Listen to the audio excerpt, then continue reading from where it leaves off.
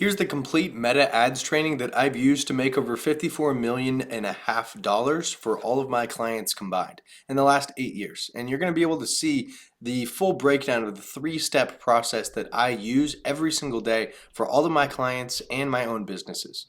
All right, and when I was putting this together, a guy on the team was like, "Joe, you sure you should be putting this out? Like, this is the secret sauce that we have for Meta."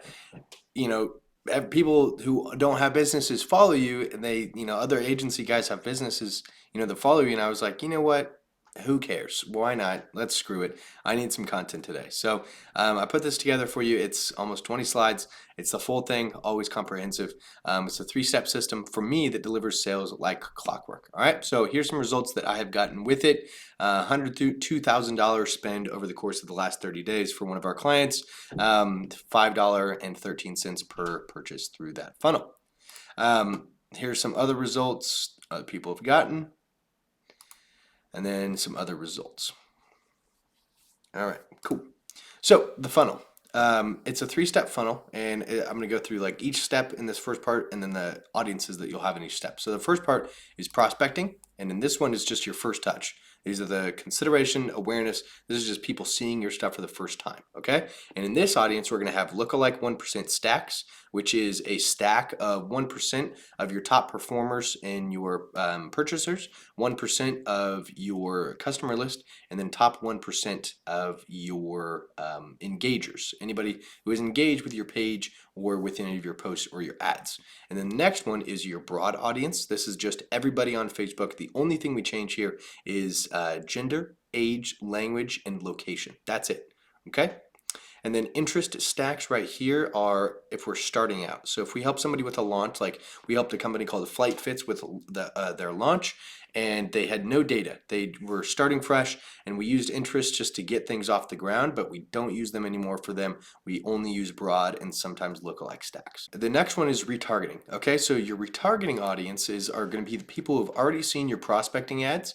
And you're going to exclude all the previous purchasers for this one. But then the engagers, site traffic, and CRM lists are going to be the people who get all of your retargeting ads. Site traffic is probably going to be your biggest one, and then engagers, and then your CRM list. Okay, but you're going to exclude all the people who see these ads and purchase. All right, it's everything from people seeing these ads to purchasing in between. All right, and then the final thing is retention. Okay, and this is one that not a lot of people have in their meta ads funnel, but I do. So this is for all your previous purchasers. Anybody who has purchased in this phase, they're going to be added to your retention audience, all purchasers. But then they're excluded from these audiences, okay? So if they purchase from these, they're added to this one, and they're excluded from these two. Make sense? All right. Because we don't want to show people who have already bought something again that's meant for somebody for a first touch, or like a retargeting. Like we don't need to spend and waste ad dollars on that. So for prospecting, this is the first step in the buying process. The goal here is to develop a database of engagements, clicks, and views and send them to the next phase. Okay, so this creates your consideration, your awareness, and gets a decent amount of purchases actually. So for the audiences on this one, again, lookalike 1% stack, broad audience, and interest stack. Success here is a blended ROAS across all your prospecting campaigns of 1x. Okay, we want predictable results here, and then platform-specific creatives are what success should look like for you. So you should have platform-specific creatives, but it's up to you. The blended ROAS. On this one, it's a little bit tricky to track all of the return that you're going to get here, but we really just want a break even here. A break even is successful for your prospecting, and I'm going to get into why it's a little bit tricky in a second. But the budget here should be 50 to 80% of your total spend on your ads. All right. So best practices for this: exclude all users that are in the retargeting and retention phase. So if they've already seen your ads, exclude them from this. Okay, and then drive the highest quality traffic. If they've seen your ads, clicked or purchased on your ads, or engaged at all, exclude them. But if they've seen your ads and haven't done any of that, keep them in prospecting. Drive the highest quality traffic with the highest volume. So on prospecting, we're going to want the highest volume of traffic, but we want it to be high quality. So I could sit there all day and drive a bunch of garbage clicks by using horrible objectives on Facebook and just putting out spammy ads to get a bunch of clicks, but that's not what I want. I want a high volume of clicks, but I also want really high quality clicks. that are going to generate more data. Because we're generating sales with prospecting, but we're also generating more data and sending people through the funnel. Okay, so we don't want people who are garbage clicks who are never going to buy anyways. That does us no good to spend money on them. All right. And so this high quality traffic is done when we put out ads that call out the audiences that we want to click on our ads. So for example, I have ads running and they call out the audiences that I help the most, which are people who own e-commerce brands, product brands, info product brands, right? And so those are the people that I call out in my marketing. For some of my product brands, I sell women's gut health products. So I call out women in my ads that have kids. Okay, usually adult women. That's my wheelhouse. So that's why I call out in this, and I get high quality traffic, but I also get the highest volume possible because I'm calling out my audience. All right. Right here, getting 1x ROAS, getting break even is a win here because of lifetime value. So the only goal of this really is just to get a bunch of people on your email list and get people who have purchased one time. Because once they purchase once, they'll probably purchase again. All right. So prospecting, again, the strategies that we use here is always a conversion objective. We have to keep in mind that 91% of people don't click on the ads, but the brand awareness drives search. So this is what I was saying earlier. Ads don't always get the attribution that they deserve. They don't always get the credit that they deserve. And that's been a problem with ads and always will be a problem with ads. No technology will solve the consideration thing. Somebody sees your ad on Monday and really likes it, and then on Saturday it pops in their head again and they look you up. That's never going to be tracked. And so when I say that brand awareness drives search, I mean that 91% of people don't click on the ads, but you're still going to get people who search you up. You're still going to get the brand awareness of people seeing your ads. And then you're still going to get that 9% of people who do buy from ads. And so across the board, ads are a good thing. They are a positive thing, even if you're not getting the click rate that you want, even if you're not getting the engagement, the sales that you want. Ads are still good for a cold audience. They're fantastic. And they're still good across the board because they're going to drive this brand awareness, which leads to search and leads to more, nuanced things like purchases and, sales in general. Most site traffic comes from somebody exposed on social media. So again, just kind of driving home that brand awareness drives search. Keep your messaging on these simple. Talk about them and their promised land. In these ads, we want to talk about what people care about, which is themselves and what we can do for them. That's all that they care about, and that's the only thing we're going to talk about here. Explain your unique mechanism here. So this is important. You're going to talk about them, and you're going to talk about achieving their goal, but talk about what they're missing. On these, the biggest thing is to talk about what they're missing and then talk about your unique mechanism that you have that fulfills that thing that they're missing that no other competition of yours has. All right? Your unique thing that makes you different than everybody else. Why buy from you? Right? Talk about the fact that they're missing that thing that you solve. That's it. On these prospecting ones, that is the most important thing you can do. So retargeting, this is the second step. The goal here is to create intent from those people who have seen your prospecting ads, but they haven't bought, all right? So the audiences here are gonna be anybody who abandons cart, any of your site traffic who hasn't purchased, video views, CRM lists of non-converters, anybody who is basically in the phase of seeing the ad and purchasing. So anybody between there, all right? On this here, success looks like a blended ROAS of 5x, steady growth, and then we want to exclude or have exclusions that segment users. So personally, success looks like having a segment of people who have purchased and then excluding them as a segment, and then steady growth on this. Okay, we don't want the growth to fluctuate up and down and not really have like an idea of how many people are going to repurchase. We want to have a consistent immediate lifetime value notion based on how many people see our ads on 7 days prior and then today. What's that? How does the retargeting do in that 7-day window is what we really want to get. And then a blended ROAS across all retargeting platforms and campaigns of 5x. The budget in total should be 20 to 30% of your ad spend. So retargeting, the best practices for this are exclude all users like we talked about that are in your retention phase, and then anybody which are basically your purchasers, all right? Nobody should be in more than one retargeting audience though. Okay, so no user should be able to move from a more qualified audience to a less qualified audience. So a more qualified retargeting audience is somebody who abandons cart. A less qualified audience for retargeting is a video view. Even if it's of 100%, they are less qualified than somebody who has gone to your site, built a cart for themselves, and left the cart. Okay? That is an extremely qualified retargeter, and then the video view is less qualified. All right? So nobody should be in more than one of those audiences. We're going to say something different to the person who abandons cart than we will to the person who watches one of our videos. Even if somebody abandons cart and then they watch a video, we're not going to move them to a less qualified audience. We're going to keep them in that more qualified audience because it's a harder sell and they're more qualified. We don't have to sell them as, the same way that we would with a video view. And then the final part about retargeting is the strategy. So we're going to use dynamic product ads when possible. A lot of times people just have to see the product again. Okay, so we just have to show them as many creatives as possible using Meta, Google, Bing, however you want to do it. Google and Bing are really good for this, like Google Shopping is fantastic at this, just showing people the product again.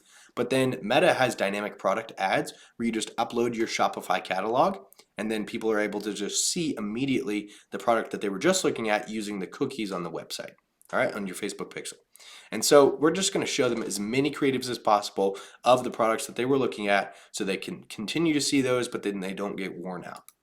Then we're going to tell them what they really want to know that'll push them over the edge. So if they've seen these things again and they're still not sold, the final thing that we're going to tell them is we're going to give them a reason to be pushed over the edge, which is finally make that sale. Testimonials, social proof, reviews, countering objections, whatever it is. That's what we're going to do, right? On this one, we're going to emphasize again the benefits that make us different and then that promised land. On this one, I say 7 to 9 touches. Usually it's more like 5 to 7, but to be safe, our automated rules are 7 to 9 across the board. Okay, if one ad is getting like 5 frequency, it's pretty bad. Make sure it's 7 to 9 across all retargeting platforms. Okay, we don't want to overwhelm these people. Retention. The retention focuses on your existing customer base. These are people who have purchased from you. The goal here is to increase how many times somebody repurchases. So there's 3 ways to grow a business. If you watched any of my stuff, you know this. You increase the amount of customers, you increase how much each sale is worth, or you increase how many times somebody purchases from you. And retention is all about number 3, which is lifetime value and increasing the amount of times somebody purchases from you over the course of their lifetime on your email list or on your social media following. Once somebody is in this phase, they should never leave. I'm going to be clear here. Retention is a lot easier done on email. So we're going to focus on email first, and if they're not sold on email, then we'll move into social media and using Meta to kind of get that next sale from them.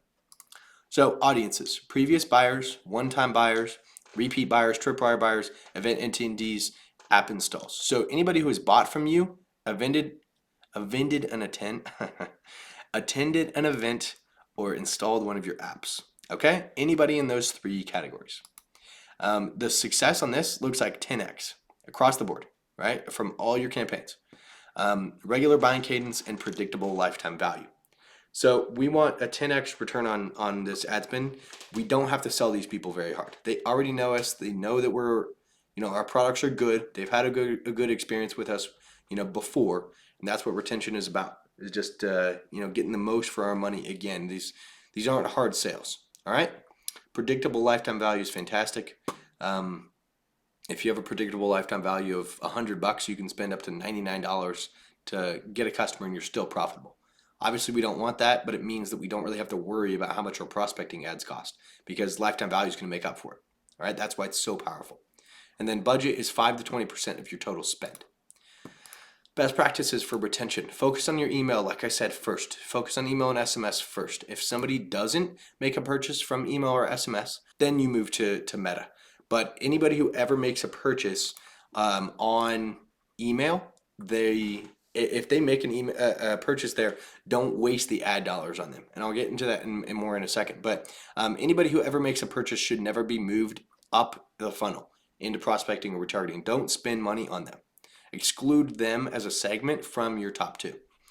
Create offers and bundles that cater to these purchasers. These are super easy sells. Like people in retention who have already bought once, they don't really need to be overly sold. You can do an educational pitch here, but you don't need to create, full-blown marketing systems to sell on people who have already had a good experience with your product. Show them the product, tell them what it is, tell them how it solves their problem the easy way, and then tell them what they're missing and what's inside of it, right? And if you create this offer that sells itself, makes it even easier, okay? If you know how many people buy once, buy again, that's going to reap you a lot of rewards. And then the final thing, lifetime value is your primary revenue driver. This is your long-term revenue driver. This is what it's all about. Lifetime value is the most important part of your business. The final part of retention is the strategies. Avoid spending media dollars, like I said earlier, on users who are actively engaging with email. I would use a dynamic product audience to exclude the people who click certain emails, but you can also use automated rules and connect those using the Meta platform and Zapier. Keep these simple. Again, these are your hottest prospects. You just have to show them products. They already know you, they like you, they trust you enough to give you their credit card. You don't have to sell them again. You don't have to sell them again on you. You don't have to sell them again on the company. Just show them the product, show them how it's different, show them your unique mechanism, show them why you're different, what it can do for them, and then that's it. That's all you got to do. Be genuine, honest, and thankful here. That's it. Use a stylized brand voice so it affiniates. That's not a word, but I like it. Like affinity, like it should be a word, and it makes me upset every single time because I always say affiniate should be a word, but whatever. Affiliate with them, have an affinity with them, with your brand voice, because that most important sale, like I said earlier, is number 2. Okay, so the audience is here. In order of value, I'm just gonna go through all these so you can screenshot. But in order of value, so for prospecting, lookalikes are your most valuable, then broad targeting, and then interests. Interests I only use for people starting out. Retarget who have no data, and I just want to get like a quick hit of data to end up using these. And then retargeting. Cart abandons are your most valuable. Video views are your least valuable. Retention, email contacts are your most valuable. One-time buyers are your least valuable. But one-time buyers are more valuable than cart abandons. And cart abandons are more valuable than lookalikes. Okay? I'm sorry, video views are more valuable than your lookalikes. So the lowest one on these is more valuable than the first one on the one above. So that is audiences. And then spend and profit. I'm going to do it again. So if you want to take a screenshot of this, here's what you should be spending and expecting on revenue-wise for each phase of the 3-step funnel.